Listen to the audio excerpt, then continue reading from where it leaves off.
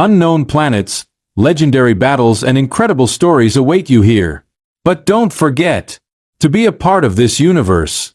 Subscribe, like, comment, be a part of this great adventure. The colossal warship Eterna Pax hung in Earth's orbit like an executioner's blade, its steel surface catching the planet's pale blue glow. A vessel of conquest masquerading as an enforcer of peace. Within its command chamber, the air was heavy with the unspoken certainty of victory. Supreme Arbiter Valzeth, draped in the dark ceremonial robes of the Galactic Council, stood before a massive holoscreen, his golden eyes fixed on the figure seated across from him. Alan Richter, President of the United Earth Council, appeared composed in his modest, dimly lit office. No banners of war adorned the walls, no signs of desperation in his demeanor. His fingers were loosely laced together on his desk, his expression unreadable. He didn't flinch beneath the weight of Valzeth's glare. Valzeth despised humanity, not because of their resilience or ambition, but because of their sheer audacity. Every civilization that had faced the Council's judgment had bowed before its might. Some surrendered out of fear. Others, after futile resistance, collapsed under the weight of overwhelming force. Yet here stood Richter, leader of an insignificant world, unshaken before the greatest military force in the known galaxy. The terms had been made abundantly clear. Humanity would surrender. They would dismantle their weapons, dissolve their military, and place themselves under the direct governance of the Council. In return, they would be spared the horrors of war. Their cities would remain standing. Their people would live. But defiance meant complete annihilation. Valzeth straightened, his voice calm but edged with centuries of authority. You have been given a generous offer, President Richter. Do not mistake our mercy for weakness. He paused, letting the words sink in. This is your final opportunity. Accept our terms, and your people will survive. Refuse, and you will be erased. A long silence followed. Richter exhaled, slow and measured, as if he had already made peace with whatever came next. He leaned forward slightly, his piercing gaze locking onto Valzeth's. We appreciate the offer, he said, but we'll have to decline. A ripple of tension spread across the command deck. Officers exchanged uncertain glances, the quiet murmur of disbelief barely perceptible beneath the hum of machinery. They had anticipated resistance, perhaps even blustered threats, but not this. Richter's refusal was not the response of a desperate man. It was not a bluff, nor the last act of a species backed into a corner. It was a warning. Valzeth's jaw tightened. You understand what you are saying? Richter didn't blink. I do. And so should you. The transmission cut. For the first time in decades, Valzeth hesitated. His pulse quickened, though he crushed the feeling beneath cold logic. Humanity had no way out of this. They were an upstart species, barely a footnote in the Council's records, untested against the might of a true interstellar power. Whatever confidence Richter displayed, it was misplaced. Arrogance bred foolishness, and foolishness led to extinction. With a sharp breath, Valzeth turned to his second-in-command. Initiate the assault. Wipe their fleet from existence. A chorus of confirmations followed. Within moments, the vast Council fleet stirred. Engines flared to life, warships realigning into offensive formations. The sky above Earth darkened with the movement of titanic dreadnoughts, their cannons primed. Thousands of vessels, each capable of reducing entire cities to dust, began their descent. And yet, something was wrong. A sensation curled in Valzeth's gut, unfamiliar and unwelcome. A sliver of unease. He silenced it with reason. This was a routine conquest, a display of overwhelming might. Humanity would fall, just as others had before them. Then the first explosion came. Not from Earth. Not from human ships. From his fleet. It began in the outer ranks, an enormous battleship, its hull splitting apart in a silent inferno. The shockwave rippled outward, a chain reaction of detonations following in quick succession. Blinding bursts of energy swallowed entire formations, ships vanishing into fireballs before they could even return fire. A second, then a third explosion. Panic spread through the command deck. Officers barked conflicting reports. Sensors blared with unreadable signals. No enemy fire had been detected. No projectiles, no energy beams. The The ships were simply detonating. Valzetha's hands curled into fists. What is happening? A frantic officer turned to him, face drained of color. Sir, our systems are compromised. Weapons, engines, shielding, nothing is responding. Impossible. The Council's fleets were impenetrable, their technology unmatched. For centuries, they had crushed rebellions and absorbed entire species into their rule. Yet now, their greatest armada was tearing itself apart before it could even engage. Valzetha's mind raced. Had they been betrayed from within? Was this sabotage? No, the humans. It had to be them. But how? Then, through the chaos, a single transmission cut through the static. A voice, calm and composed. Alan Richter. You should have listened, he said. Valzetha's breath caught. He had underestimated them. Gravely. And now, the war was already over. The command deck of Eterna Pax was no longer a place of discipline and order. It was chaos incarnate. Warning sirens shrieked, their shrill cries merging with the shouts of officers scrambling to make sense of the disaster unfolding around them. Supreme Arbiter Valzeth stood at the center of it all, watching his once invincible fleet unravel before his eyes. The explosions hadn't stopped. Entire warships, some of the most advanced in the known galaxy, were disintegrating mid-air. Not from enemy fire. Not from sabotage. They simply ceased to exist in controlled bursts of destruction, as if the very laws of physics had turned against them. This isn't possible, Valzeth muttered. His voice, usually commanding, now barely reached the officer beside him. Our systems, the officer swallowed hard. They've been hijacked, sir. Every ship, every weapon, every defense network. We aren't in control. Valzetha's golden eyes flared with fury. By whom? The officer hesitated. Not because he didn't know the answer, but because it was too absurd to voice aloud. Valzeth knew before he even heard the words. The humans. The very idea was offensive. Humanity, a species barely stepping into the stars, had somehow seized control of the most powerful fleet in existence. It defied logic. It defied reason. And yet, reality left no room for denial. A new transmission cut through the static, reaching every remaining ship in the fleet. The command deck fell into a stunned silence as Alan Richter's voice came through, calm as ever. I did warn you, Arbiter. Valzetha's fists clenched. How? You assumed power lay in numbers, in firepower, Richter said. That was your first mistake. The second, underestimating what desperation can accomplish. Valzeth refused to accept it. This is impossible. Your species doesn't have this level of technology. No, we didn't, Richter admitted. Not until you came for us. Something cold settled in Valzetha's gut. Richter continued. You thought conquering weaker species made you untouchable. But every time you subjugated a world, you left behind survivors. Scientists, engineers, strategists. People who learned from you. You didn't just crush civilizations. You scattered knowledge across the stars, and some of it found its way to us. Valzetha's mind raced. Could it be true? The Council had absorbed hundreds of species into its dominion, stripping them of weapons and warships, believing resistance to be futile. Had they unknowingly built their own undoing? Richter's tone darkened. You studied war, Arbiter. We studied survival. And survival always finds a way. A fresh explosion rocked the Eterna Pax, sending a tremor through the command deck. Panels flickered. Screens went dark. The ship was being unmade beneath his feet. Call for a retreat, Valzeth ordered. No one moved. He turned, eyes blazing. I said retreat. The officer who had spoken earlier swallowed. Sir, we can't. Valzeth grabbed him by the front of his uniform, yanking him closer. What do you mean we can't? The officer barely found the courage to meet his gaze. The fleet is no longer responding to us. We aren't in command anymore. The truth hit like a physical blow. The Council's greatest fleet no longer belonged to the Council. Richter's voice returned, calm yet carrying the weight of finality.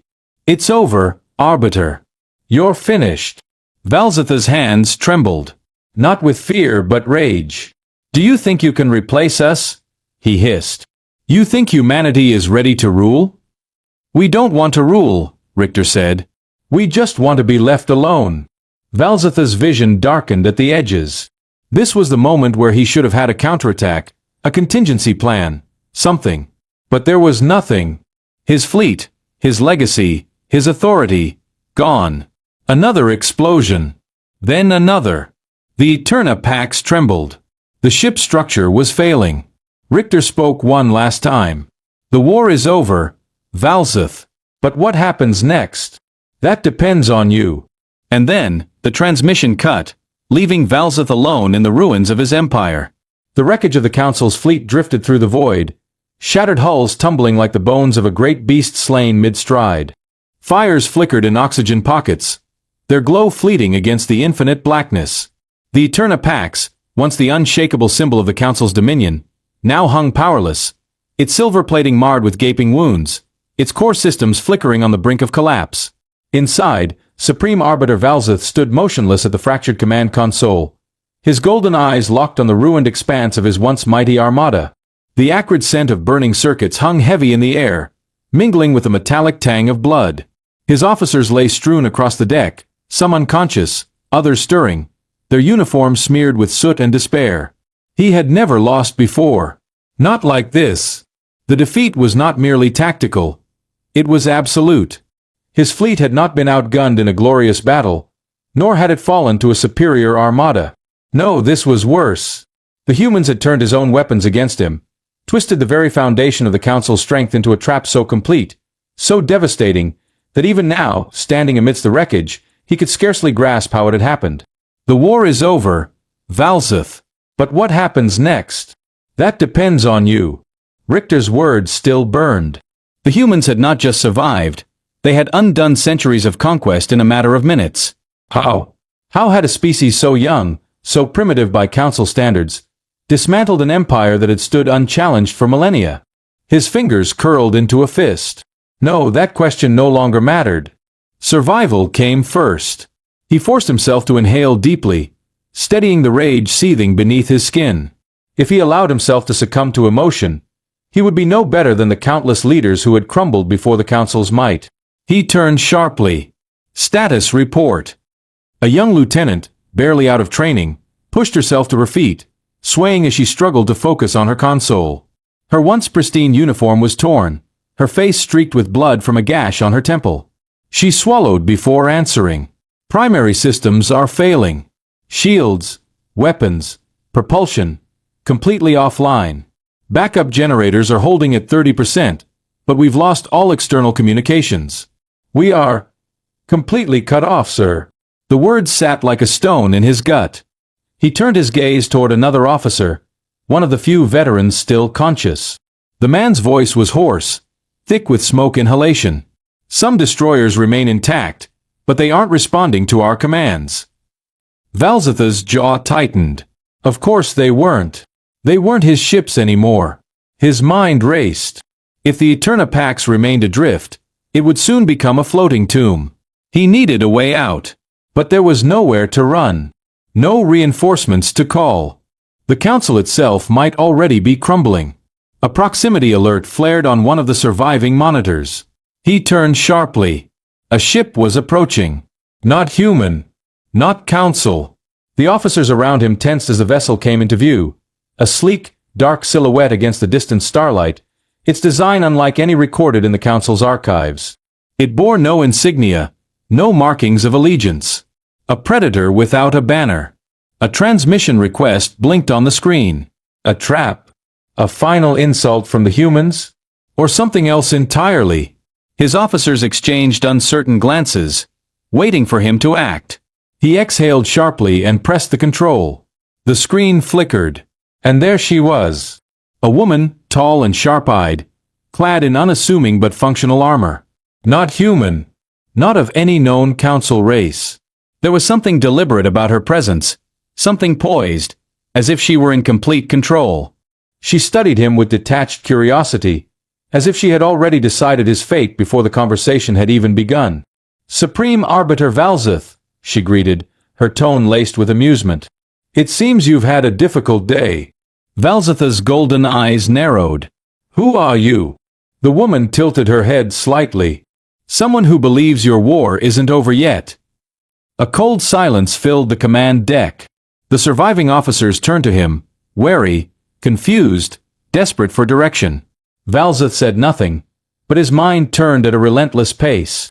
She wasn't a scavenger, here to pick at the corpse of a fallen empire. She wasn't a human, gloating over his ruin. No. She had come for him. Hope had no place in Valzetha's heart. Hope was for the conquered, the weak, the desperate. But strategy, that was something else entirely. The war might be over. But wars had a way of starting again. The woman's face remained unreadable, her sharp gaze measuring Valzeth in a way that made his skin crawl. He had spent centuries commanding the most feared armada in the galaxy. Yet here, aboard his crippled flagship, under the scrutiny of a stranger, he felt something disturbingly foreign: vulnerability. The transmission flickered, her ship's dim interior barely visible beyond the glow of her control panel. No insignia, no familiar architecture, nothing to suggest allegiance to any known faction. A rogue element. That made her either a fool or something far worse. Valzeth straightened, suppressing the exhaustion weighing down his limbs. "You know my name," he said. "That suggests you've been watching." "Why?" She smirked, an expression devoid of warmth. "You think the Council's collapse went unnoticed? Half the galaxy was waiting for you to fall. The other half helped make it happen." A slow, calculating dread coiled in his gut. This wasn't just a single defeat. The foundations of the Empire had been crumbling for longer than he realized. "Who are you?" he pressed. "A problem solver," she replied. "And right now, you're a problem in need of a solution." The officers around him stiffened. A few instinctively reached for weapons they no longer had, their instincts struggling to catch up with their powerlessness. Valzeth held up a hand, silencing them. "You expect me to believe that you came here to dispose of me?" "No," she said simply. "If I wanted you dead, your ship would already be scrap." Her confidence was infuriating. He had met many who wielded power, but none who carried it with such quiet certainty. She spoke like someone who had already decided how this would end. "So what is it you do want?" he asked. She tilted her head, considering her words. "The galaxy doesn't need the Council anymore," she said. "But it does need order. You understand that better than anyone." A quiet murmur rippled through the bridge. This was no scavenger, no opportunist hoping to rob the dying. She had come with intent. "You want me to rebuild what has already fallen?" Valzeth asked, voice tight with disdain. "You think the galaxy will rally behind me after this humiliation?" She leaned forward slightly, her gaze steady. "Not as you are now. But power isn't about pride, arbiter. It's about survival." The word struck a nerve. The idea of ruling a broken empire, of clawing his way back from the depths of disgrace, was an insult. And yet, it was also a possibility. A path forward. He hated that she saw it before he did.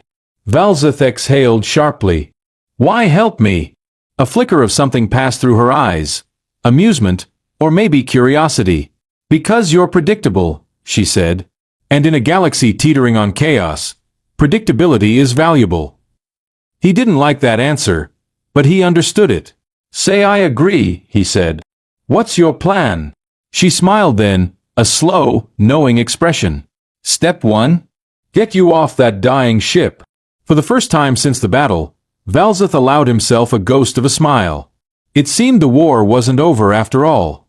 Valzeth stepped onto the sleek, unfamiliar deck of the mysterious woman's ship, his boots making a hollow sound against the metal floor. The air was sterile, laced with the faint scent of ozone and polished steel. The lighting was subdued, casting long shadows that stretched toward the edges of a space he didn't yet understand. His officers had been left behind aboard the Eterna Pax, stranded with the wreckage of their former glory. He hadn't said goodbye.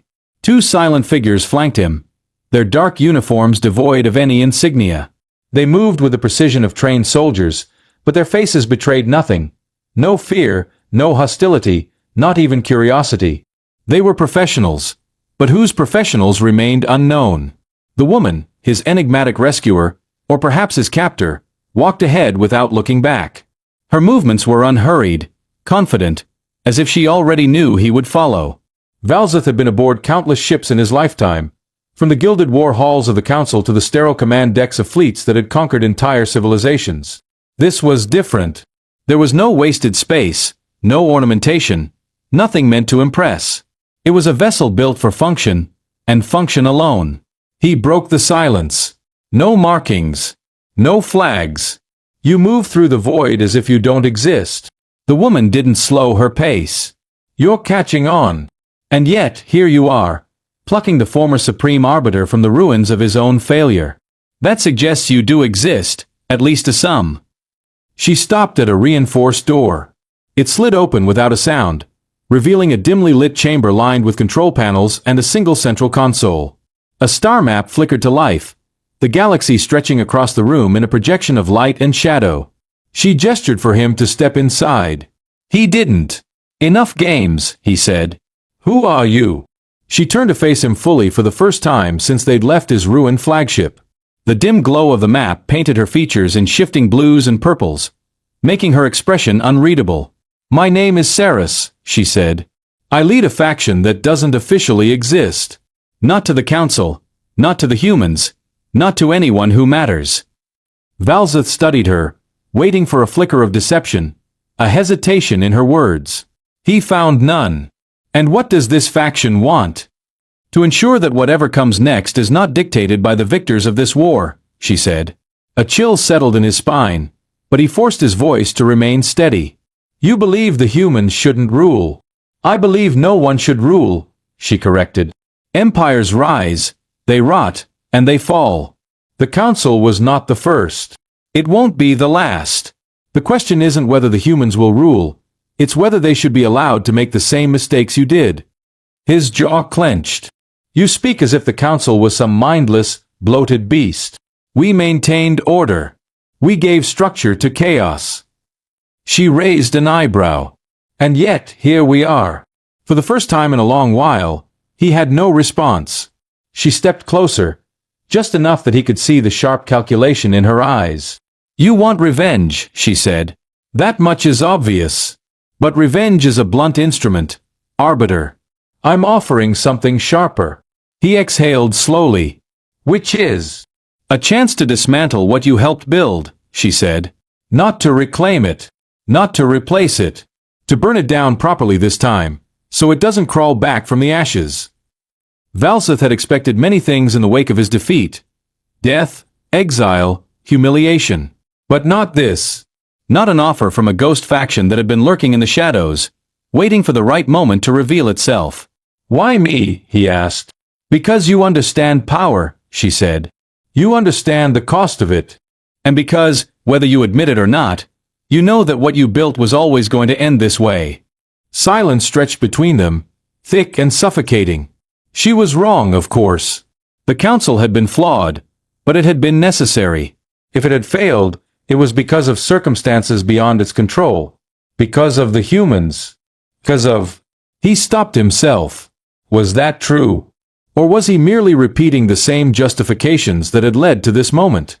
Ceres turned back toward the console, as if giving him the space to process the weight of his own thoughts. If you want to live in the ruins of what was, I'll drop you on the nearest habitable moon and let you rot there. But if you want to do something, she glanced at him, eyes glinting with something he couldn't quite name, then I suggest you start making peace with the idea that the galaxy you knew is gone. Valzeth closed his eyes for a fraction of a second, listening to the hum of the ship around him. He had spent centuries bending the universe to his will. Now, for the first time, he stood in the gravity of something larger than himself. When he opened his eyes, he met hers without flinching. What do you need me to do? Ceres smiled. Now, they were getting somewhere. The stars stretched endlessly beyond the viewport, a silent audience to the conversation unfolding within the dimly lit chamber. Valzeth stood with his hands clasped behind his back, his posture rigid, though his mind was anything but. For the first time in centuries, he was no longer giving orders, no longer dictating the fate of empires. He was listening. Ceres moved with a confidence that unsettled him, like a woman who had already mapped out the future and was merely guiding others toward it. The projection before them flickered, a schematic of the galactic core, red indicators highlighting key systems once under the Council's control. I assume you know what these are, she said, tilting her head toward the display. Valzetha's gaze swept over the markers. Even in the Council's prime, these locations had been carefully managed, their existence known only to those at the highest levels of command. "The vaults," he murmured. Saris nodded. The Council didn't just enforce order. It hoarded power. Knowledge, technology, artifacts from civilizations you wiped out before they could become threats. She gestured at one marker. "These are all that remain of your empire. The last vestiges of the authority you lost." Valzeth exhaled slowly, staring at the projection. He had always known the Council operated beyond the public eye, but even he had not been privy to the full extent of its hidden caches. These vaults contained weapons of unfathomable potential, ancient machinery that could shift the balance of power in an instant. Whoever controlled them controlled the future. "You intend to seize them," he said. It wasn't a question. Saris folded her arms. "I intend to ensure they don't fall into the hands of fools." "Like the humans," Valzeth added. She smirked. "Like anyone." He studied her, trying to discern the angle she wasn't revealing. Every faction had motives, every leader an agenda. He had spent centuries crushing resistance movements, outmaneuvering rebels who claimed to act in the name of balance or justice. They always wanted power in the end. Saris was different. He could see it in her measured words, the way she withheld just enough information to keep him guessing. "You claim you want to dismantle the old order," he said, watching for a reaction. "But to do that, you must replace it with something else. Power does not simply vanish." She nodded. "No, but it can be redistributed." Valzeth let out a low chuckle, though there was no humor in it. "You speak of balance as if it's something that can be maintained. As if chaos does not creep in the moment structure is removed." Saris tapped a command into the console, and the projection shifted. "That's why I need you," she admitted. "You understand control. You know what happens when power consolidates. You also know what happens when it crumbles. You've seen both ends of the cycle." "And what do I gain?" Valzeth asked. She met his gaze without hesitation. "A legacy that isn't defined by failure." The word struck like a blade honed to perfection. Precise, deliberate, unavoidable. His legacy. That was what truly lingered in the ashes of his empire. Not just what he had lost, but how he had lost it. If history remembered him at all, it would be as the last arbiter of a fallen order, a relic of a dying ideology. Unless he rewrote the ending himself. He turned back to the projection, considering the locations, the possibilities. He had spent his life ensuring that chaos never took root, crushing rebellion before it could spread. Now he would do the opposite. He would unmake what remained of the Council, not in anger, not in vengeance, but with precision. With purpose. Valzeth exhaled, feeling the weight of his decision settle into place. "Where do we begin?" Saris's smile was small, approving. "Where all revolutions begin," she said. "At the foundations." And with that, the last supreme arbiter of the Council stepped into the future, not as a ruler, but as an architect of its undoing.